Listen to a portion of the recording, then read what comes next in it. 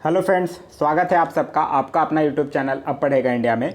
आज हम लोग इस वीडियो में देखेंगे जो हम लोगों ने घटना चक्र का जो सीरीज स्टार्ट कर रखा है, उस सीरीज में आज हम लोग इंडियन पॉलिटी के क्षेत्र में आज हम लोग का लेक्चर नंबर 5 होगा। इससे पहले ऑलरेडी 4 वीडियो जो है वो इंडियन पॉलिटी का अपलोडेड है। साथ ही साथ हिस्ट्री में हम लोगों ने मध्यकालीन भारत और आधुनिक भारत ख़त्म कर रखा है, और ज्योग्राफी में की भी कुछ वीडियो अवेलेबल हैं। अगर वो सब भी आप नहीं देखें हैं तो जाकर प्लेलिस्ट से देख सकते हैं। आज का जो ये वीडियो होगा वो पूरी घटना चक्र में जो मूल अधिकार जो टॉपिक है, वो मूल अधिकार के टॉपिक के जितने भी क्वेश्चंस घटना चक्र बुक में दिए गए हैं वो सारे क्वेश्चंस को हम लोग एक एक करके आज देखेंगे। तो चलिए शुरू करते हैं अब अपने वीडियो को। आज का जो हमारा पहला क्वेश्चन है वो यह कह रहा है कि निम्नलिखित में से कौन सा एक सही है, यह आपसे पूछ रहा है। भारतीय संविधान में मूल अधिकारों को शामिल करने के लिए नेहरू रिपोर्ट 1928 ने समर्थन किया था, यह बिल्कुल सही है। आगे कह रहा है भारत सरकार अधिनियम 1935 ने मूल अधिकारों को प्रश्रय दिया था, ये गलत है। अगस्त प्रस्ताव 1940 ने मूल अधिकार शामिल किए गए थे, ये भी गलत है। फिर कह रहा है क्रिप्स मिशन 1942 ने मूल अधिकारों को प्रश्रय दिया था, ये भी गलत है।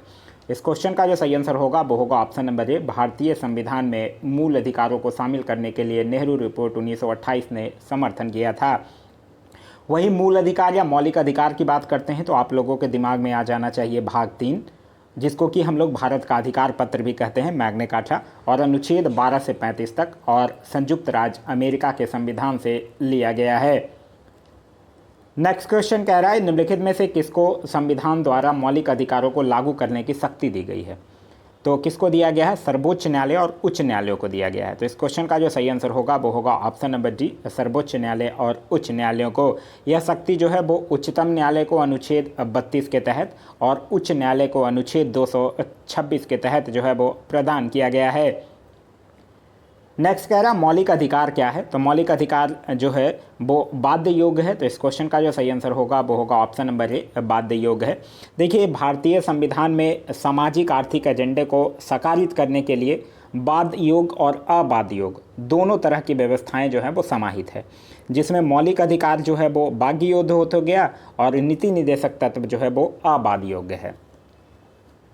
नेक्स्ट कह रहा है कि अधिकारों को मूल अधिकार क्यों कहा जाता है, क्योंकि यह संविधान में उल्लेखित होता है, यह बिल्कुल सही है, यह संविधान में उल्लेखित होता है।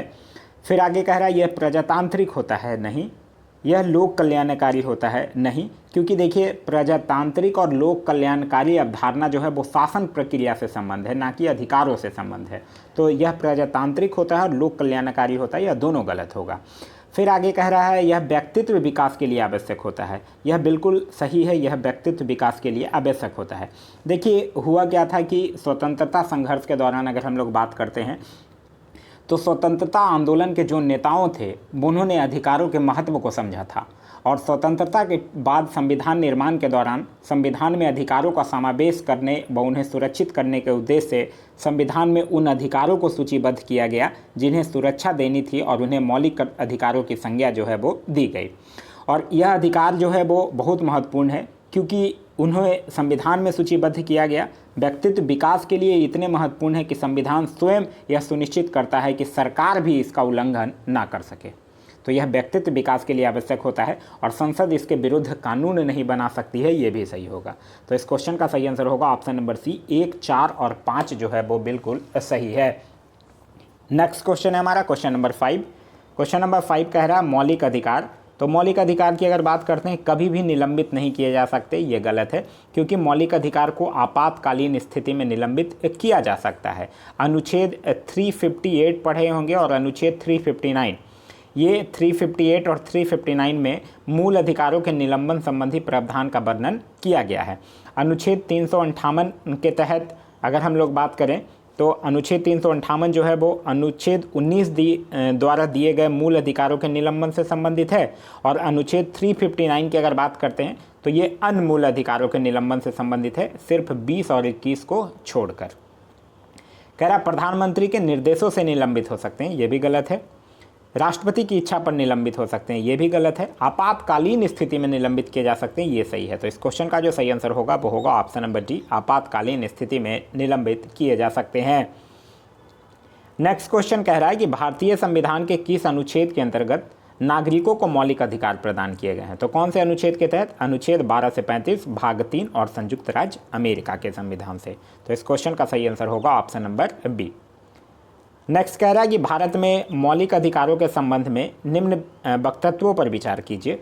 यह राज्यकृत के विरुद्ध एक गारंटी है, बिल्कुल सही है। यह संविधान के भाग 3 में सूचीबद्ध है, ये भी सही है। सामाजिक, आर्थिक तथा राजनीतिक न्याय सुनिश्चित करते हैं, ये गलत है।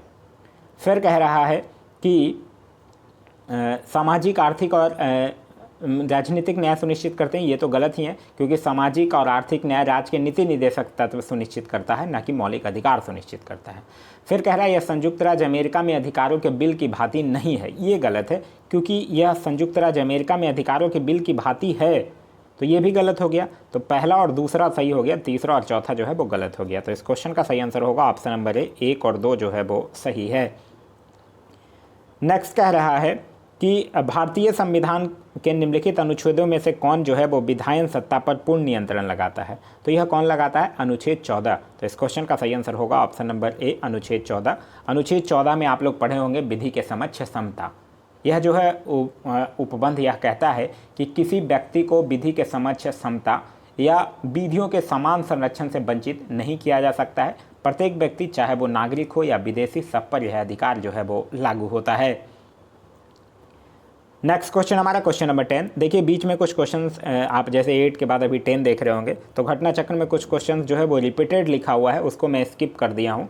तो कुछ क्वेश्चंस बीच में जो रिपीटेड है, एक ही क्वेश्चन जो 2 बार है वो मैं स्किप कर दिया हूँ, ताकि आप लोगों का टाइम जो है वो ज़्यादा खराब ना हो। नेक्स्ट कह रहा है कि समानता का अधिकार संविधान के निम्न अनुच्छेदों में से किसके अंतर्गत दिए गए हैं? तो सामान्यता के अधिकारों की अगर हम लोग बात करते हैं तो समानता के अधिकार अनुच्छेद 13 नहीं, गलत है, क्योंकि अनुच्छेद 13 जो है वो मूल अधिकारों के असंगत या उनका अल्पीकरण करने की वाली विधियों के मूल अधिकारों के उल्लंघन की मात्रा तक शून्य होने से संबंधित है, ना कि समानता के अधिकार से संबंधित है। तो अनुच्छेद 13 तो गलत है। अनुच्छेद 14 विधि के समक्ष समता, हाँ ये है। अनुच्छेद 15 में कहा गया है धर्म, नस्ल, जाति, लिंग या जन्म स्थान के आधार पर भेदभाव का निषेध, तो ये भी है समानता के अधिकार में। अनुच्छेद 16 जिसमें कहा गया है लोक नियोजन के विषय में अवसर की सामान्यता, तो ये भी है। तो इस क्वेश्चन का जो सही आंसर होगा वो होगा ऑप्शन नंबर सी, 2, 3 और 4 है। देखिए भारतीय संविधान की अगर बात करते हैं तो समानता का अधिकार जो है वो भारतीय संविधान के अनुच्छेद 14 से लेकर अनुच्छेद 18 तक अंतर्गत समाहित है। नेक्स्ट कह रहा है संविधान के किस अनुच्छेद के अंतर्गत शिक्षण संस्थानों में, जिसमें गैर सरकारी व गैर अनुदान प्राप्त भी सम्मिलित है, अन्य पिछड़ों, अनुसूचित जाति व अनुसूचित जनजाति हेतु आरक्षण की सुविधा प्रदान की गई है? तो यह किया गया अनुच्छेद 15 के 5 में। तो इस क्वेश्चन का जो सही आंसर होगा वो होगा ऑप्शन नंबर बी, अनुच्छेद 15 के 5 में। नेक्स्ट कह रहा है कि कथन और कारण दिए गए हैं। कथन कह रहा है कि सामाजिक, आर्थिक एवं राजनीतिक क्षेत्रों में समान आधार निर्मित करने के उद्देश्य से राज्य जो है वो असमान लोगों के लिए भिन्न व्यवहार कर सकता है, यह बिल्कुल सही है। कह रहा है सामान्य लोगों में विधि सामान्य होगी और समान रूप से प्रशासित की जाएगी, ये भी बिल्कुल सही है। तो इस क्वेश्चन का जो सही आंसर होगा वो होगा ऑप्शन नंबर डी, ए और आर जो है वो दोनों सही है, और ए जो है वो सही स्पष्टीकरण भी है आर का। देखिए क्योंकि अगर हम लोग बात करते हैं अनुच्छेद 16(4), ठीक है, अनुच्छेद 16 के 4 में और 15 के 4, इन दोनों के तहत राज्य द्वारा ऐसे प्रावधान किए गए हैं कि सामाजिक, आर्थिक एवं राजनीतिक क्षेत्रों में समान आधार निर्मित करने के उद्देश्य से राज्य जो है वो असमान लोगों के लिए भिन्न व्यवहार कर सकता है। वहीं सामान्य लोगों में विधि सामान्य होगी और समान रूप से प्रशासनित की जाएगी, ये भी बिल्कुल सही है, क्योंकि अनुच्छेद 14 के तहत क्या कहा गया है, विधि के समक्ष समता की बात कही गई है। नेक्स्ट कह रहा है भारतीय संविधान का कौन सा अनुच्छेद जो है वो संवैधानिक प्रावधानों को संघीय संसद या राज्य विधान पालिकाओं द्वारा बनाए गए नियमों या कानूनों पर प्राथमिकता प्रदान करता है? तो यह कौन करता है? यह करता है अनुच्छेद 13। अनुच्छेद 13 में क्या कहा गया है? अनुच्छेद 13 में यह प्रावधान है कि संघ और राज्य कोई ऐसा कानून नहीं बनाएंगे जो भाग 3 में प्रदत्त मौलिक अधिकारों को छीनता या न्यून करता है। यदि कोई कानून अगर मौलिक अधिकारों के उल्लंघन में बनाया गया है तो वो कानून जो है वो उल्लंघन की मात्रा तक शून्य होगा। वहीं अगर हम लोग बात करते हैं अनुच्छेद 32, तो इससे तो आप लोग भली भांति परिचित होंगे, संवैधानिक उपचारों के अधिकार की बात इसमें कही गई है। अनुच्छेद 245 की बात करते हैं तो इसमें केंद्र एवं राज्यों के द्वारा बनाई गई विधियों का विस्तार का विवरण है।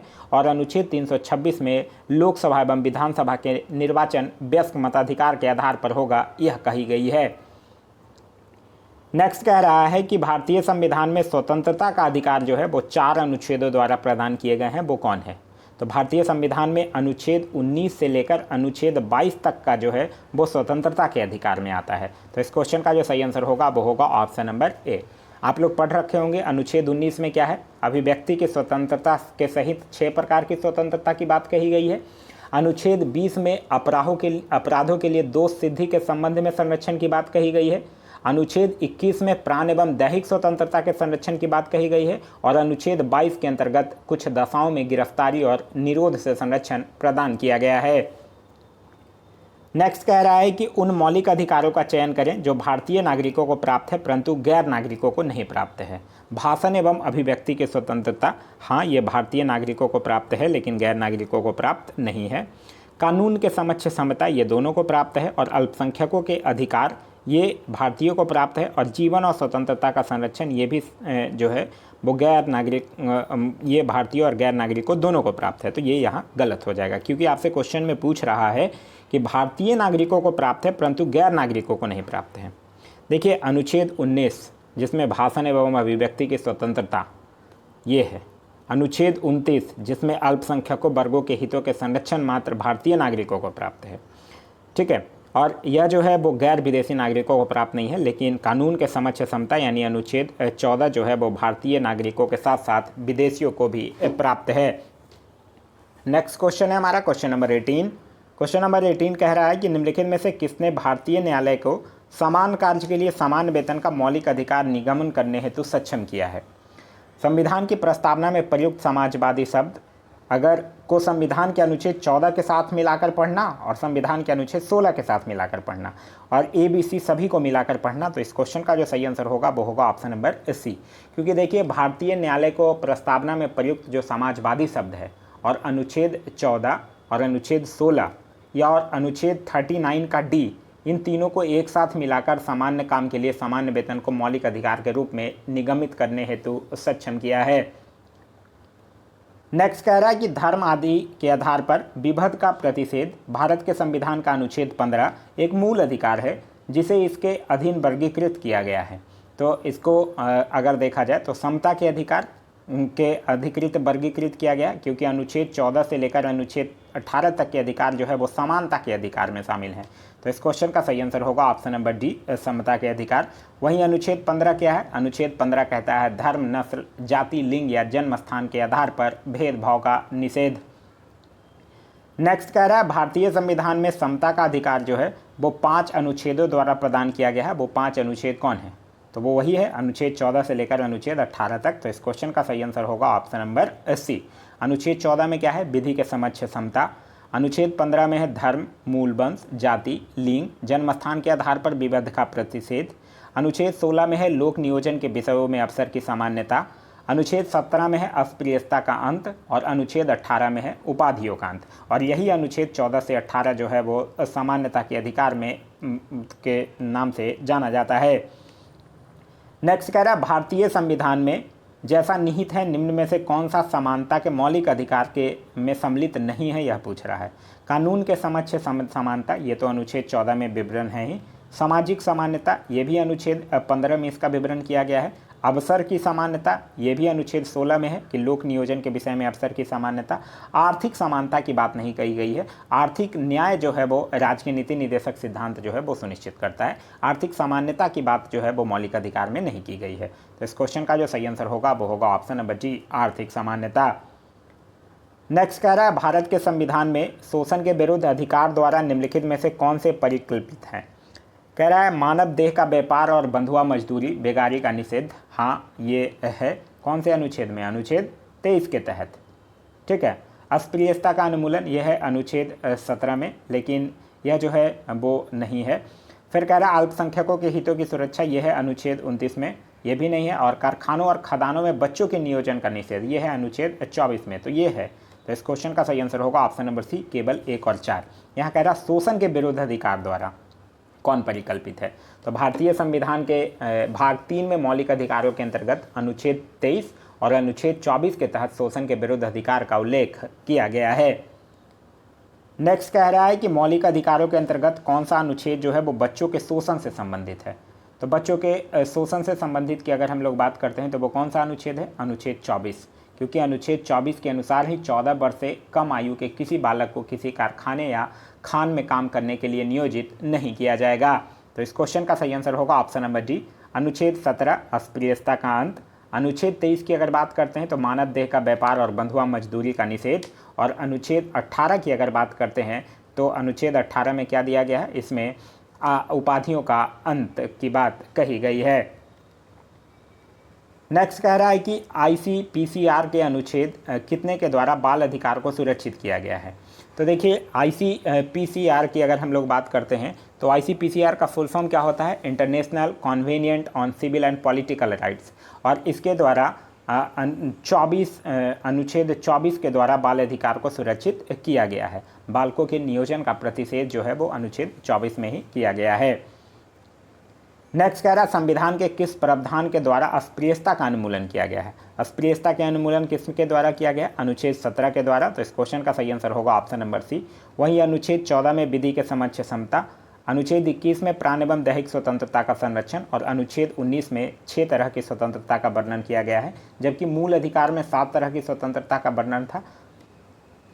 नेक्स्ट कह रहा है कि न्यायालय उपधारित कर सकता है कि अपराध गठित करने वाला कोई कृत्य अस्पृश्यता के आधार पर किया गया था यदि ऐसा अपराध, तो यदि ऐसा अपराध की अगर हम लोग बात करते हैं, यदि ऐसा अपराध अगर अनुसूचित जाति के सदस्य के संबंध में किया गया हो। तो इस क्वेश्चन का जो सही आंसर होगा वो होगा ऑप्शन नंबर ए। देखिए जो नागरिक अधिकार संरक्षण अधिनियम 1955 है उसके धारा 12 के तहत न्यायालय जो है वो उपधारित कर सकता है कि अपराध गठित करने वाला कोई कृत्य अस्पृश्यता के आधार पर किया गया था यदि ऐसा अपराध अनुसूचित जाति के सदस्य के संबंध में किया गया हो। नेक्स्ट कह रहा भारत में अस्पृश्यता का निवारण निम्न में से किन उपायों के द्वारा किया जा सकता है? कानून बनाकर, हाँ बिल्कुल किया जा सकता है। शिक्षा की उन्नति के द्वारा, हाँ इसमें भी किया जा सकता है। जन जागरण के द्वारा, ये भी किया जा सकता है। नौकरियों में प्रवेश दिलाकर नहीं किया जा सकता है। तो इस क्वेश्चन का जो सही आंसर होगा वो होगा ऑप्शन नंबर ए, 1, 2 और 3 जो है वो सही है। वहीं अस्पृश्यता के अंत का जो प्रावधान है वो संविधान का अनुच्छेद 17 करता है। नेक्स्ट कह रहा मद्रास राज्य बनाम दोराय राजन 1951 के मुकदमे में भारतीय सर्वोच्च न्यायालय के निर्णय के परिणाम स्वरूप निम्नलिखित में से किस मौलिक अधिकार को संशोधित किया गया है? तो यह किया गया है भेदभाव के विरुद्ध अधिकार को। तो इस क्वेश्चन का जो सही आंसर होगा वो होगा ऑप्शन नंबर बी, भेदभाव के विरुद्ध अधिकार, जो कि अनुच्छेद 15 को संशोधित किया गया है। और अनुच्छेद 15 को संशोधित करके इसमें क्या जोड़ा गया था? 15 का 4 जोड़ा गया था और सामाजिक एवं शैक्षणिक दृष्टि से पिछड़े वर्गों के लिए विशेष उपबंध किए गए थे। नेक्स्ट कह रहा भारत के संविधान का निम्नलिखित में से कौन सा अनुच्छेद जो है वो प्रेस की स्वतंत्रता से संबंधित है? देखिए संविधान में कहीं भी प्रत्यक्ष रूप से प्रेस की स्वतंत्रता का उल्लेख जो है वो नहीं किया गया है, लेकिन संविधान के अनुच्छेद 19 के 1 के अंतर्गत जो वाक स्वातंत्र और अभिव्यक्ति स्वातंत्र है उसी के अधिकार पर न्यायालय के द्वारा इसको सम्मिलित किया माना जाता है, प्रेस की स्वतंत्रता को। तो इस क्वेश्चन का जो सही आंसर होगा वो होगा ऑप्शन नंबर ए, अनुच्छेद 19। वहीं अनुच्छेद 19 के ए में क्या था? बोलने की स्वतंत्रता है। अनुच्छेद 21 की बात हम लोग करते हैं अगर, तो 21 में प्राण एवं दैहिक स्वतंत्रता का संरक्षण की बात कहा गया है। अनुच्छेद 20 में अपराधों के लिए दोष सिद्धि के संबंध में संरक्षण है और अनुच्छेद 22 में कुछ दशाओं में गिरफ्तारी और निरोध में संरक्षण है। नेक्स्ट कह रहा है उच्चतम न्यायालय की व्यवस्था अनुसार निजी भवनों के ऊपर राष्ट्रीय झंडे को फहराना के तहत हर नागरिक का मौलिक अधिकार है। तो यह संविधान के अनुच्छेद 19 के 1 के ए के तहत है। तो इस क्वेश्चन का सही आंसर होगा ऑप्शन नंबर बी। आप लोग एक पढ़े होंगे भारतीय ध्वज संहिता 2002, इसके अनुसार क्या कहा गया है कि सभी भारतीय नागरिकों एवं निजी संस्थानों को राष्ट्रीय ध्वज प्रदर्शन का अधिकार है। नेक्स्ट कह रहा अनुसूचित जाति तथा अनुसूचित जनजाति को किस अनुच्छेद के अंतर्गत मौलिक सामाजिक, आर्थिक, राजनीतिक तथा सांस्कृतिक अधिकार दिया गया है? तो यह कौन से अनुच्छेद के तहत दिया गया है? अनुच्छेद 17 के तहत दिया है। तो इस क्वेश्चन का जो सही आंसर होगा वो होगा ऑप्शन नंबर डी, अनुच्छेद 17 के तहत अंतर्गत अस्पृश्यता का अंत और उसका किसी भी रूप में आचरण निषिद्ध जो है वो घोषित किया गया है। नेक्स्ट कह रहा है कि स्वतंत्रता के अधिकार के रूप में निम्नलिखित में से कौन सा बिना हथियार के शांतिपूर्ण ढंग से इकट्ठा होने की स्वतंत्रता के अंतर्गत नहीं आता है? तो यह वो नहीं आता है घेराव अफसर जो अपना कर्तव्य नहीं निभाते हैं। तो इस क्वेश्चन का सही आंसर होगा वो होगा ऑप्शन नंबर ए। वहीं आप लोग पढ़े होंगे एक अनुच्छेद 19 का बी। 19 का बी क्या कहता है? 19 का बी कहता है कि शांतिपूर्वक बिना हथियारों के एकत्रित होने और सभा करने की स्वतंत्रता है। आगे कह रहा है निम्नलिखित में से किस आधार के कारण नागरिक की विचार अभिव्यक्ति की स्वतंत्रता पर प्रतिबंध नहीं लगाया जा सकता है? तो नहीं लगाया जा सकता है यहाँ पूछ रहा है आपसे। तो देखिए भारतीय संविधान का जो अनुच्छेद 19 के 2 है, इसके तहत नागरिकों की विचार अभिव्यक्ति की स्वतंत्रता पर भारत की संप्रभुता और अखंडता, राज्य की सुरक्षा, विदेशी राज्यों से मित्रतापूर्ण संबंध, लोक व्यवस्था, शालीनता और नैतिकता, अदालत की अवमानना, मानहानि या किसी अपराध के संरक्षण के आधार पर युक्ति युक्त प्रतिबंध जो है वो लगाया जा सकता है। तो क्या क्या आ गया? भारत की संप्रभुता आ गया, न्यायपालिका का अपमान आ गया, लोक व्यवस्था भी आ गया, अवांछनीय आलोचना के आधार पर नहीं प्रतिबंध लगाया जा सकता है। तो इस क्वेश्चन का जो सही आंसर होगा वो होगा ऑप्शन नंबर डी।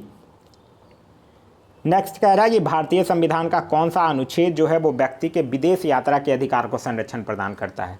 तो विदेश यात्रा के अधिकार को संरक्षण कौन प्रदान करता है? अनुच्छेद 21। तो इस क्वेश्चन का सही आंसर होगा वो होगा ऑप्शन नंबर सी, अनुच्छेद 21।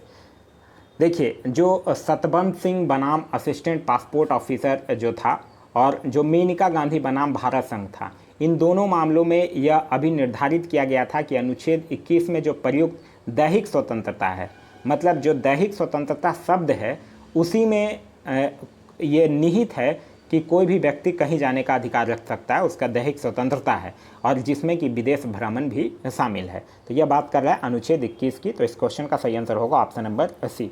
साथ ही साथ एक और याद रखिएगा, अनुच्छेद 19 का डी। 19 के डी में क्या कहा गया है? 19 के डी में देश में किसी भी क्षेत्र में आवागमन की स्वतंत्रता है, और यह विदेश की यात्रा के लिए अनुच्छेद 21, और अगर देश में किसी भी क्षेत्र में आवागमन की स्वतंत्रता है तब 19 का डी है। नेक्स्ट कह रहा है निम्नलिखित अधिकारों में से कौन सा अधिकार जो है वो अनुच्छेद 19(1) डी को अनुच्छेद 21 से मिलाकर पढ़ने पर प्राप्त होता है? तो अभी हम लोगों ने देखा 19(1) का डी क्या है? देश के किसी भी क्षेत्र में आवागमन की स्वतंत्रता, और 21 के साथ उसको मिला के पढ़िएगा तो विदेश यात्रा का अधिकार मिलेगा। तो इस क्वेश्चन का सही आंसर होगा ऑप्शन नंबर ए, विदेश यात्रा का अधिकार। नेक्स्ट कह रहा है उच्चतम न्यायालय के किस मामले के निर्णय के कारण संविधान के अनुच्छेद 21 के कार्यक्षेत्र का विस्तार कर शिक्षा के अधिकार को उसमें शामिल किया गया है? तो यह किया गया है उन्नीकृष्णन बनाम आंध्र प्रदेश। तो इस क्वेश्चन का जो सही आंसर होगा वो होगा ऑप्शन नंबर ए। 21 की क की अगर बात करते हैं तो 21 के क में क्या कहा गया है कि राज्य जो है वो 6 से 14 वर्ष की आयु के समस्त बच्चों को ऐसे ढंग से जैसे कि राज्य विधि द्वारा अवधारित करे निःशुल्क तथा अनिवार्य शिक्षा उपलब्ध करेगा। नेक्स्ट कह रहा है कि निजता के अधिकार को जीवन एवं व्यक्तिगत स्वतंत्रता के अधिकार के अंतर्भूत भाग के रूप में संरक्षित किया जाता है। भारत के संविधान में निम्नलिखित में से किससे उपयुक्त कथन सही एवं समुचित ढंग से अर्थित होता है? तो यह जो है वो अनुच्छेद 21 और एवं भाग 3 में गारंटी की गई स्वतंत्रताएं। तो इस क्वेश्चन का जो सही आंसर होगा वो होगा ऑप्शन नंबर सी।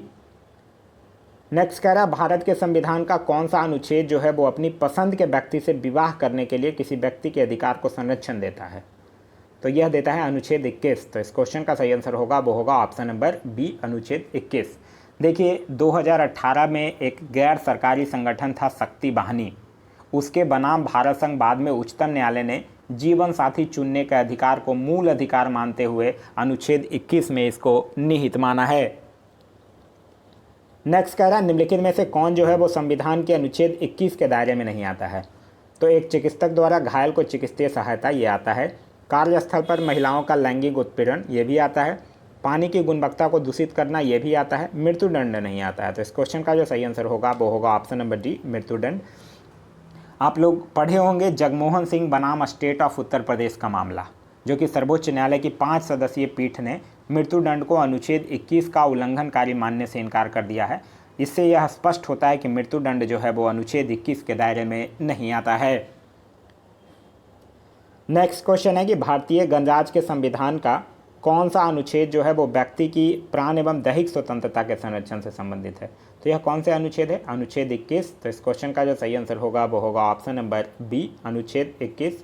वहीं अनुच्छेद 20 की बात करते हैं तो अनुच्छेद 20 में अपराधों के लिए दोष सिद्धि के संबंध में संरक्षण, अनुच्छेद 22 में कुछ दशाओं में गिरफ्तारी और निरोध से संरक्षण, और अनुच्छेद 19 में 6 तरह की स्वतंत्रता का अधिकार है।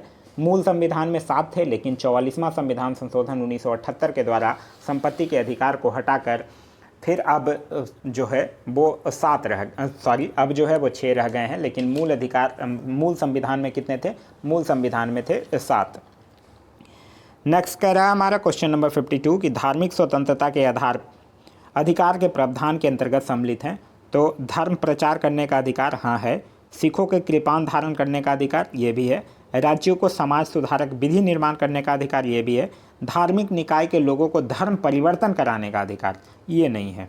देखिए, वहीं अगर आपसे पूछ ले कि धार्मिक स्वतंत्रता के अधिकार का वर्णन कहाँ से कहाँ तक किया गया, तो धार्मिक स्वतंत्रता के अधिकार का जो वर्णन है वो अनुच्छेद 25 से लेकर अनुच्छेद 28 में किया गया है। तो इस क्वेश्चन का जो सही आंसर होगा वो होगा ऑप्शन नंबर ए, 1, 2 और 3 जो है वो सही है और चौथा जो है वो गलत है। नेक्स्ट कह रहा है कि संविधान के किस अनुच्छेद के अंतर्गत सिखों द्वारा कृपाण धारण करना धार्मिक स्वतंत्रता का अंग माना गया है। तो यह कौन से अनुच्छेद के तहत, अनुच्छेद 25 के तहत। अनुच्छेद 25 में क्या है, अनुच्छेद 25 में है कि कोई भी व्यक्ति किसी भी धर्म को मान सकता है और उसका प्रचार प्रसार कर सकता है। नेक्स्ट कह रहा है संविधान के अनुच्छेद 25 के अनुसार धर्म स्वतंत्र का अधिकार जो है वो किसके अधीन नहीं है। तो देखिए, संविधान के अनुच्छेद 25(1) के अनुसार अगर हम लोग बात करते हैं तो लोक व्यवस्था, सदाचार और स्वास्थ्य के उपबंधों के अधीन रहते हुए सभी व्यक्तियों को अंतःकरण की स्वतंत्रता का धर्म के अबाध रूप में मानने, आचरण करने और प्रचार करने का समान अधिकार प्राप्त होगा, लेकिन उसमें मानववाद सम्मिलित नहीं है। तो इस क्वेश्चन का जो सही आंसर होगा वो होगा ऑप्शन नंबर डी, मानववाद। नेक्स्ट कह रहा है कि निम्नलिखित में से कौन एक जो है वो सुमेलित नहीं है, यह आपसे पूछ रहा है। अनुच्छेद 23 मानव के दुर्व्यापार एवं बालाश्रम का प्रतिषेध, यह सुमेलित है। फिर आगे कह रहा है अनुच्छेद 24, इसमें कह रहा है कारखाने आदि में बालकों के नियोजन का प्रतिषेध, ये भी सुमेलित है। फिर आगे कह रहा है अनुच्छेद 26, जिसमें कह रहा है धार्मिक कार्यों के प्रबंध की स्वतंत्रता, ये भी सुमेलित है। फिर आगे कह रहा है अनुच्छेद 29 शिक्षण संस्थानों की स्थापना और प्रशासन करने की अल्पसंख्यक वर्गों का अधिकार, ये नहीं है, क्योंकि देखिए शिक्षण संस्थानों की स्थापना और प्रशासन करने का अल्पसंख्यक वर्गों का अधिकार जो है वो अनुच्छेद 30 में वर्णित है। वहीं अनुच्छेद 29 में अल्पसंख्यक वर्गों के हितों के संरक्षण से संबंधित है। अनुच्छेद 29 में यह जो है वो अनुच्छेद 30 में वर्णित है। तो ऑप्शन नंबर डी जो है वो गलत है, ए, बी और सी जो है वो सही है। नेक्स्ट कह रहा है कि निम्नलिखित युग्मों में से कौन सा युग्म जो है वो सुमेलित नहीं है, यह पूछ रहा है आपसे। मानव के दुर्व्यापार तथा बालाश्रम का प्रतिषेध, अनुच्छेद 23 सुमेलित है। अल्पसंख्यक वर्गों के हितों का संरक्षण, अनुच्छेद 29 सुमेलित है। संवैधानिक उपचारों का अधिकार, अनुच्छेद 32 सुमेलित है। शिक्षा संस्थाओं की स्थापना तथा प्रशासन करने का अल्पसंख्यक वर्गों का अधिकार, अनुच्छेद 30, यह गलत है। यह जो है इसका विवरण जो है वो अनुच्छेद 30 में किया गया है। वहीं अगर हम लोग अनुच्छेद 31 की बात करते हैं तो अनुच्छेद 31 जो है वो संपत्ति का अनिवार्य अर्जन से संबंधित था, जिसे कि 44वां संविधान संशोधन 1978 के द्वारा निरस्त कर दिया गया है। नेक्स्ट कह रहा है कि संविधान के अनुच्छेद 26 में धार्मिक कार्यों के प्रबंध की स्वतंत्रता पर क्या प्रतिबंध लगाया गया है। तो क्या प्रतिबंध, अच्छा हाँ, पूछ रहा स्वतंत्रता पर क्या प्रतिबंध लगाया गया है। तो भारतीय संविधान के अनुच्छेद 26 के तहत लोक व्यवस्था, सदाचार और स्वास्थ्य के अधीन रहते हुए, तो लोक व्यवस्था, सदाचार और स्वास्थ्य इसका आंसर होगा। तो इस क्वेश्चन का जो सही आंसर होगा वो होगा ऑप्शन नंबर डी, 1, 4 और 5। नेक्स्ट कह रहा है भारतीय संविधान का कौन सा अनुच्छेद जो है वो अल्पसंख्यकों को अपनी मनपसंद शिक्षण संस्थानों को स्थापित करने एवं संचालित करने के अधिकार को संरक्षण प्रदान करता है। तो यह करता है अनुच्छेद 30। तो इस क्वेश्चन का सही आंसर होगा वो होगा ऑप्शन नंबर डी, अनुच्छेद 30 करता है। अनुच्छेद 30 में क्या है, शिक्षा संस्थानों की स्थापना और प्रशासन करने का अल्पसंख्यक वर्गों का अधिकार। वहीं अनुच्छेद 26 की बात करते हैं तो अनुच्छेद 26 में धार्मिक कार्यों के प्रबंध की स्वतंत्रता दी गई है। अनुच्छेद 19 में 6 तरह की स्वतंत्रता का विवरण किया गया है और अनुच्छेद 29 में अल्पसंख्यक वर्गों के हितों के संरक्षण की बात कही गई है। नेक्स्ट कह रहा है नीचे दिए गए कथन है जिनमें एक को कथन और दूसरे को कारण कहा गया है। कथन कह रहा है भारतीय संविधान का अनुच्छेद 30 जो है वो अल्पसंख्यक वर्ग शब्द को परिभाषित नहीं करता है, ये बिल्कुल सही है। संविधान केवल भाषाई और धार्मिक अल्पसंख्यक वर्गों को मान्यता प्रदान करता है, तो ये भी सही है। तो इस क्वेश्चन का जो सही आंसर होगा वो होगा ऑप्शन नंबर बी। ए और आर दोनों सही है, परंतु आर जो है वो कथन ए की सही व्याख्या नहीं है। नेक्स्ट कह रहा है निम्नलिखित पर विचार कीजिए। अनुच्छेद 301 जो है वो संपत्ति के अधिकार से संबंधित है। यह गलत है, क्योंकि अनुच्छेद 301 जो है वो व्यापार, वाणिज्य और समागम की स्वतंत्रता से संबंधित है, ना कि संपत्ति के अधिकार से। फिर कह रहा है संपत्ति का अधिकार एक विधिक अधिकार है, किंतु यह मूल अधिकार नहीं है। यह बिल्कुल सही है, क्योंकि 44वें संविधान संशोधन 1978 के बाद संपत्ति का अधिकार एक विधिक अधिकार है, मूल अधिकार नहीं है। इस संशोधन के द्वारा जो संपत्ति का अधिकार है वो भाग 12 के अनुच्छेद 300 के क में विधिक अधिकार के रूप में प्रस्थापित किया गया था। फिर आगे कह रहा है भारत के संविधान अनुच्छेद 300 के क उस समय केंद्र में कांग्रेस सरकार द्वारा 44वां संविधान संशोधन में स्थापित किया गया। ये भी गलत है, कांग्रेस सरकार नहीं थी, क्योंकि देखिए 44वां संविधान संशोधन किया कब किया गया है? 1978 में। 1978 में किसकी सरकार थी? मोरारजी देसाई थे। 1977 से लेकर 1979 जो पहली जनता पार्टी की नॉन कांग्रेसी सरकार थी, तो ये भी गलत है। तो सिर्फ और सिर्फ दूसरा जो है वो सही है। तो इस क्वेश्चन का सही आंसर होगा ऑप्शन नंबर ए, केवल 2 जो है वो सही है। आगे कह रहा है कि सुमेलित करने के लिए कह रहा है बंदी प्रतिचिकरण। बंदी प्रतिचिकरण किससे सुमेलित होगा? कि हमें शरीर चाहिए। फिर कह रहा है परमादेश। परमादेश होगा हम आदेश देते हैं।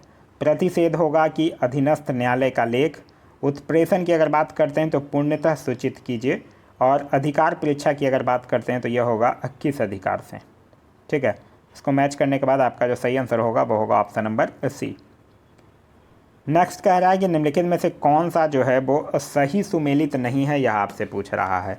बंदी प्रचिकरण to have the body of, यह बिल्कुल सही है, to have the body of. परमादेश बी कमांड, ये भी सही है। फिर कह रहा है प्रतिषेध टू बी सर्टिफाइड, ये गलत है, क्योंकि टू बी सर्टिफाइड जो है वो उत्प्रेक्षा के लिए प्रयुक्त होता है, ना कि प्रतिषेध के लिए, तो यह गलत है। टू बी सर्टिफाइड के सामने क्या होना चाहिए? उत्प्रेक्षा होना चाहिए। फिर आगे कह रहा है अधिकार परीक्षा वाई वाइट अथॉरिटी, ये सही है। तो इस क्वेश्चन का सही आंसर होगा ऑप्शन नंबर सी।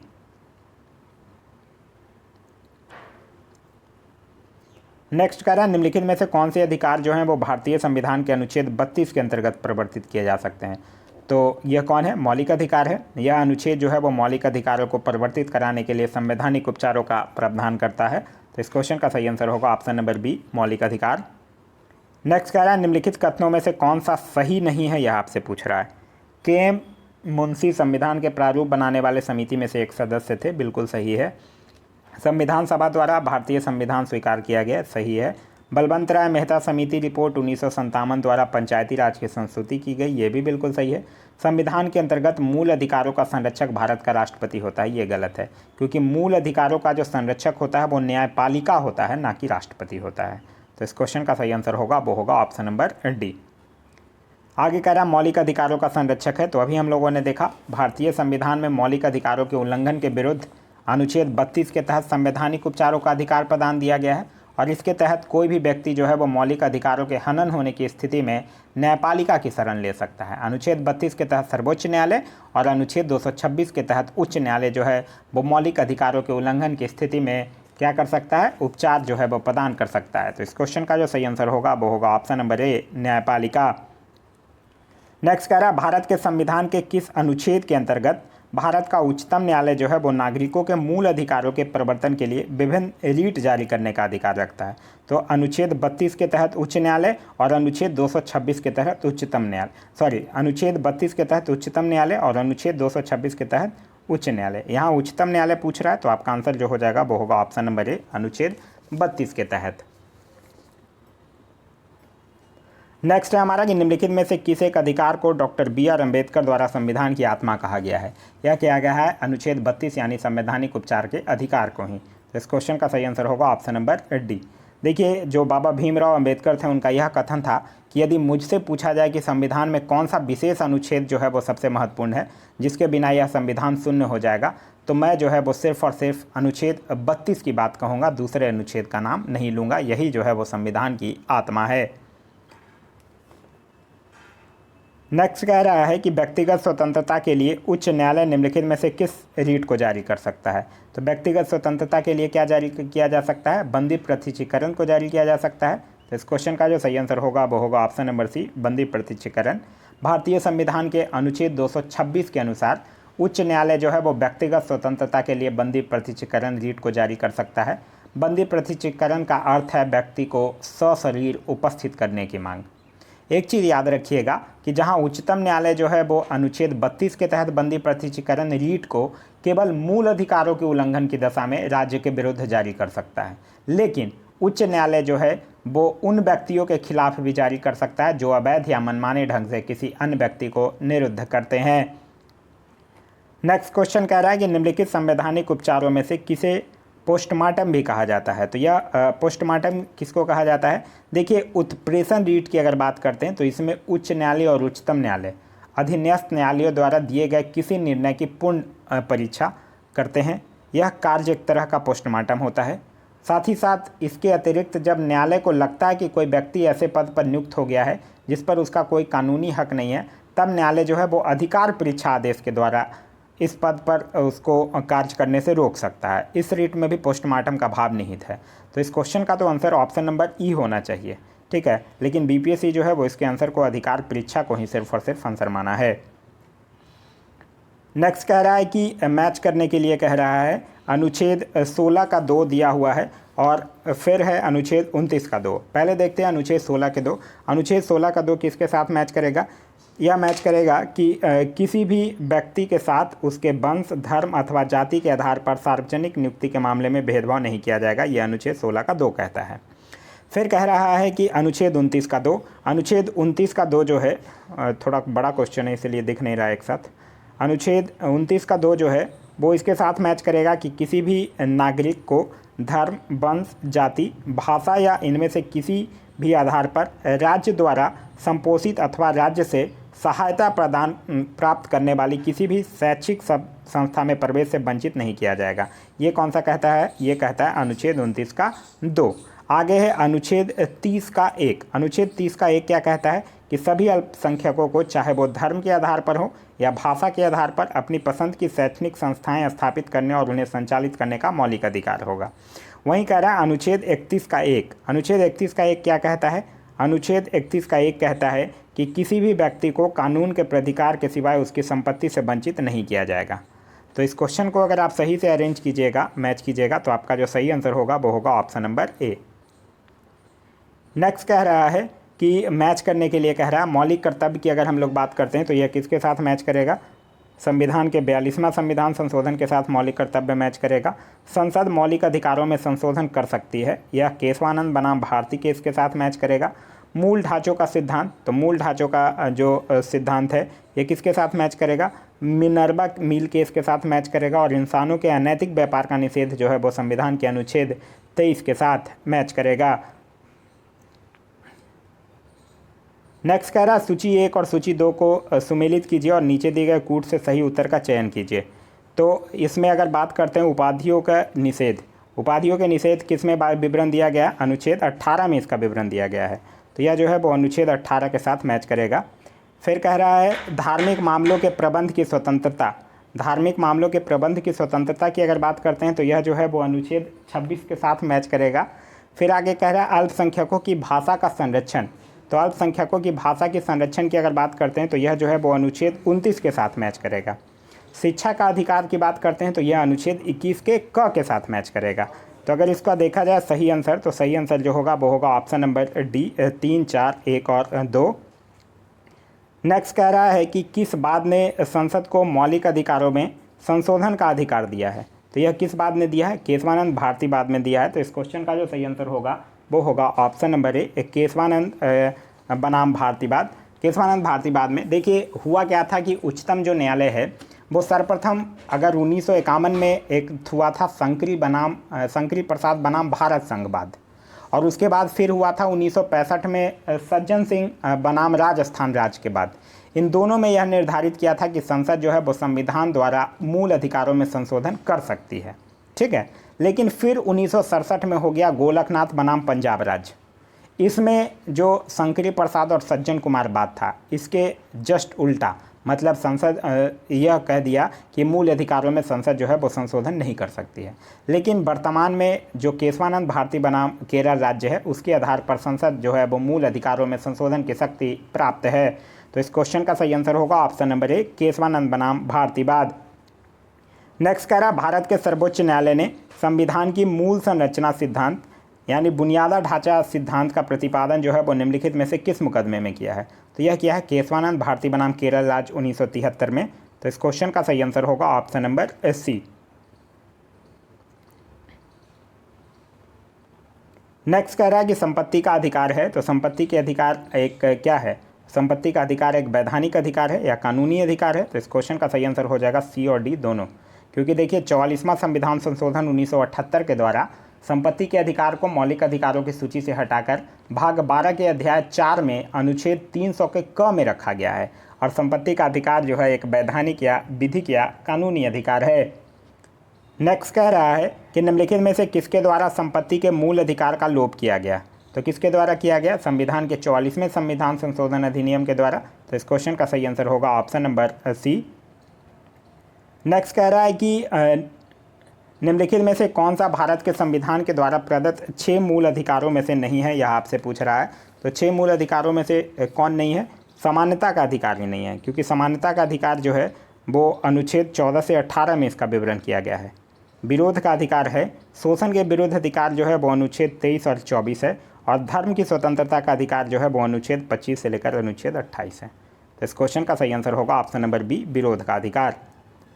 नेक्स्ट कह रहा है कि भारतीय संविधान में निम्न में से कौन सा अधिकार प्रदान जो है वो नहीं करता है? समानता का अधिकार करता है, स्वतंत्रता का अधिकार भी करता है, धर्म पालन करने का अधिकार भी करता है। समानता का अधिकार कौन कौन से अनुच्छेद में? 14 से 18। धर्म पालन करने का अधिकार जो है वो अनुच्छेद 25 से 28। स्वतंत्रता का अधिकार जो है वो अनुच्छेद 19 से 22 में करता है, लेकिन समान आवास का अधिकार जो है वो नहीं करता है। तो इस क्वेश्चन का सही आंसर होगा ऑप्शन नंबर ए, समान आवास का अधिकार। नेक्स्ट क्वेश्चन हमारा 96 कह रहा है, निम्नलिखित में से कौन सा मूल अधिकार जो है वो भारतीय संविधान में नागरिकों को नहीं दिया गया है?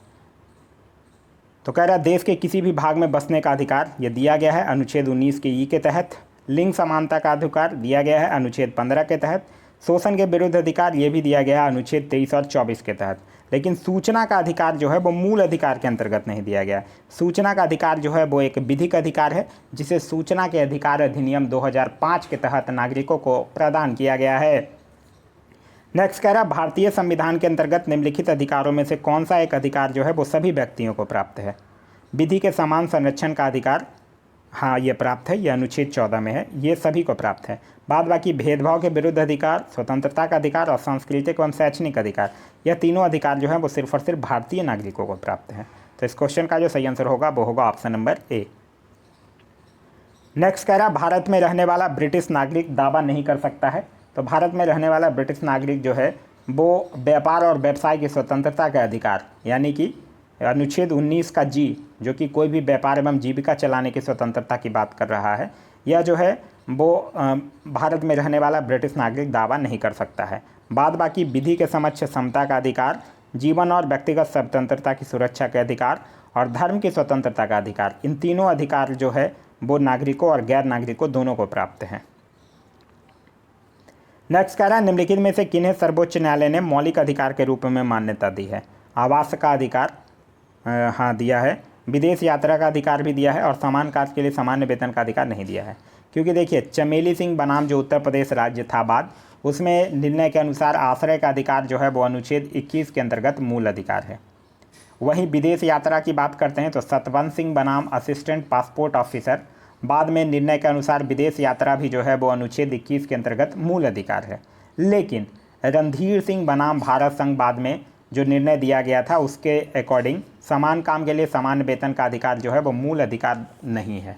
तो इस क्वेश्चन का जो सही आंसर होगा वो होगा ऑप्शन नंबर ए, 1 और 2 जो है वो मौलिक अधिकार के रूप में मान्यता दी गई है। आगे कह रहा है, निम्नलिखित में से कौन सा मूल अधिकार जो है वो विदेशी नागरिकों को प्राप्त नहीं है, यह पूछ रहा है। तो विधि के समक्ष समानता प्राप्त है, अभिव्यक्ति की स्वतंत्रता का अधिकार नहीं प्राप्त है। ठीक है, फिर कह रहा प्राण एवं दैहिक स्वतंत्रता का अधिकार ये भी प्राप्त है और शोषण के विरुद्ध अधिकार भी प्राप्त है। तो इस क्वेश्चन का जो सही आंसर होगा वो होगा ऑप्शन नंबर बी। देखिए भारत के कुछ मूल अधिकार जो हैं वो नागरिकों और विदेशी नागरिकों दोनों को प्राप्त हैं। अनुच्छेद 14, 20, 21, 23, 24, 25, 26, 27, 28 ये सब जो है वो भारत और विदेशी नागरिकों दोनों को प्राप्त हैं। नेक्स्ट कह रहा है निम्नलिखित में से भारत के संविधान का कौन सा अनुच्छेद जो है वो कानून के समक्ष समानता से संबंधित है, या कौन सा अनुच्छेद है? अनुच्छेद 14 है। तो इस क्वेश्चन का जो सही आंसर होगा वो होगा ऑप्शन नंबर सी, अनुच्छेद 14। आगे कह रहा है निम्नलिखित अधिकारों में से कौन सा अधिकार जो है वो भारत के सभी व्यक्तियों को उपलब्ध नहीं है, यह पूछ रहा है। कह रहा है कि विधि के समक्ष समानता, तो विधि के समक्ष समानता जो है वो दोनों इंडियन और फॉरेन मतलब नागरिक और विदेशी नागरिक दोनों को प्राप्त है। भेदभाव के विरुद्ध अधिकार, देश भर में स्वतंत्र भ्रमण की स्वतंत्रता और चुनाव लड़ने का अधिकार, यह जो है वो सिर्फ और सिर्फ इंडियन को ही प्राप्त है। ठीक है, तो इस क्वेश्चन का जो सही आंसर होगा वो होगा ऑप्शन नंबर डी, सिर्फ और सिर्फ 2 और 3 और 4 जो है वो सिर्फ और सिर्फ इंडियन को प्राप्त है। नेक्स्ट कह रहा है ये भारतीय संविधान द्वारा प्रदत्त निम्न में से कौन सा अधिकार जो है वो गैर नागरिकों को भी उपलब्ध है। तो गैर नागरिकों को कौन उपलब्ध है? संवैधानिक निराकरण का अधिकार। ठीक है, तो इस क्वेश्चन का सही आंसर होगा ऑप्शन नंबर डी। नेक्स्ट कह रहा है भारतीय संविधान की प्रस्तावना में प्रयुक्त समाजवाद शब्द को निम्नलिखित में से किस अनुच्छेदों के साथ मिलाकर पढ़ने से सर्वोच्च न्यायालय को समान कार्य के लिए समान वेतन की मौलिक अधिकार परिभाषित करने की शक्ति प्राप्त हुई? तो अनुच्छेद 14 और अनुच्छेद 16 को। तो इस क्वेश्चन का जो सही आंसर होगा वो होगा ऑप्शन नंबर डी, अनुच्छेद 14 और अनुच्छेद 16 को। देखिए भारतीय संविधान में अनुच्छेद 29 का जो घ है इसके तहत समान कार्य के लिए समान वेतन जो है वो नीति निर्देशक तत्वों में शामिल है, लेकिन यह मूल अधिकारों में तो सम्मिलित नहीं है। लेकिन जो सर्वोच्च न्यायालय है वो रणधीर सिंह बनाम भारत संघ मामले में निर्धारित किया था कि संविधान की प्रस्तावना में जो शामिल समाजवाद शब्द है वो अगर अनुच्छेद 39 के घ के आलोक में अनुच्छेद 14 और 16 को पढ़ने से समान कार्य के लिए समान वेतन का सिद्धांत जो है वो प्राप्त होता है। नेक्स्ट कह रहा है कि संविधान के किन अनुच्छेदों के अनुसार ओबीसी यानी अन्य पिछड़ा वर्ग को आरक्षण के प्रावधान किए गए हैं? तो ये किया गया अनुच्छेद 15 के 4 और 16 के 4 के तहत। तो इस क्वेश्चन का सही आंसर होगा ऑप्शन नंबर सी। नेक्स्ट कह रहा है कि भारतीय संविधान के निम्नलिखित अनुच्छेदों में से कौन सा एक जो है वो लोक नियोजन के विषय में भारत के सभी नागरिकों को अवसर की समानता की प्रतिभूति प्रदान करता है? तो यह करता है अनुच्छेद 16 का 1 और अनुच्छेद 16 का 2। तो इस क्वेश्चन का सही आंसर होगा ऑप्शन नंबर बी। नेक्स्ट कह रहा है भारतीय संविधान जो है वो मान्यता देता है। तो भारतीय संविधान जो है वो अनुच्छेद 30(1) के तहत धर्म या भाषा पर आधारित सभी अल्पसंख्यक वर्गों को अपनी रुचि की शिक्षा संस्थानों की स्थापना एवं प्रशासन का अधिकार दिया है। तो इस क्वेश्चन का सही आंसर होगा ऑप्शन नंबर सी, धार्मिक और भाषाई अल्पसंख्यकों को। नेक्स्ट कह रहा है कि 6 वर्ष की आयु से 14 वर्ष की आयु के बीच के सभी बच्चों शिशुओं को शिक्षा का अधिकार जो है वो मूल अधिकार है। तो इस क्वेश्चन का सही आंसर होगा ऑप्शन नंबर बी, मूल अधिकार है। 86वां संविधान संशोधन अधिनियम 2002 के द्वारा प्राथमिक शिक्षा को मूल अधिकार बना दिया गया है। नेक्स्ट कह रहा है निम्न में से कौन सा एक मानव अधिकार भारतीय संविधान के अंतर्गत मौलिक अधिकार भी है? तो अच्छा, क्वेश्चन कह रहा है कि निम्नलिखित में से कौन सा एक मानव अधिकार जो है वो भारतीय संविधान के अंतर्गत मौलिक अधिकार भी है? देखिए ये है शिक्षा का अधिकार। तो इस क्वेश्चन का सही आंसर होगा ऑप्शन नंबर सी, शिक्षा का अधिकार। नेक्स्ट कह रहा है निम्न में से कौन सा एक अधिकार जो है वो राष्ट्रीय आपातकाल तक में भी समाप्त या सीमित नहीं किया जा सकता है? यह आपसे पूछ रहा है कि राष्ट्रीय आपातकाल तक में भी सीमित या समाप्त नहीं किया जा सकता है। यह बात कर रहा है व्यक्तिगत स्वतंत्रता तथा जीवन का अधिकार को। तो इस क्वेश्चन का जो सही आंसर होगा वो होगा ऑप्शन नंबर बी, व्यक्तिगत स्वतंत्रता तथा जीवन का अधिकार। नेक्स्ट कह रहा है कि भारतीय संविधान के अनुच्छेद 25 में प्रयुक्त हिंदू शब्द जो है वो किसे सम्मिलित नहीं करता है? तो हिंदू शब्द जो है वो 25 के 2 ख में जो हिंदू शब्द के अंतर्गत बौद्ध आते हैं, जैन आते हैं और सिख आते हैं। पारसी इसमें सम्मिलित नहीं है। तो इस क्वेश्चन का सही आंसर होगा ऑप्शन नंबर सी, पारसियों को सम्मिलित नहीं किया गया है। नेक्स्ट है कि किसी अपराध के अभियुक्त को स्वयं अपने विरुद्ध गवाह देने के लिए बाध्य नहीं किया जा सकता। भारतीय संविधान के किस अनुच्छेद में यह प्रावधान दिया गया है? तो अनुच्छेद 20 के 3 में दिया गया है। तो इस क्वेश्चन का सही आंसर होगा ऑप्शन नंबर ए। नेक्स्ट कह रहा है संविधान का कौन सा अनुच्छेद जो है वो दोष सिद्धि के संबंध में अभियुक्तों को दोहरे दंड एवं स्व अभिवंशन से संरक्षण प्रदान करता है? तो यह करता है अनुच्छेद 20। तो इस क्वेश्चन का जो सही आंसर होगा वो होगा ऑप्शन नंबर डी, अनुच्छेद 20। आप लोग पढ़े होंगे कि अनुच्छेद 20 के 2 के अनुसार किसी व्यक्ति को एक ही अपराध के लिए एक बार से अधिक अभियोजित और दंडित नहीं किया जा सकता है। नेक्स्ट है हमारा क्वेश्चन नंबर 119। कह रहा भारतीय संविधान के किस अनुच्छेद में विधि के सम्यक प्रक्रिया के सिद्धांत को शामिल किया गया है? तो यह किया गया है अनुच्छेद 21 में। तो इस क्वेश्चन का जो सही आंसर होगा वो होगा ऑप्शन नंबर सी, अनुच्छेद 21। नेक्स्ट कह रहा बंदी बनाए गए व्यक्ति के मौलिक अधिकारों की रक्षा किस अनुच्छेद से प्रदत्त है?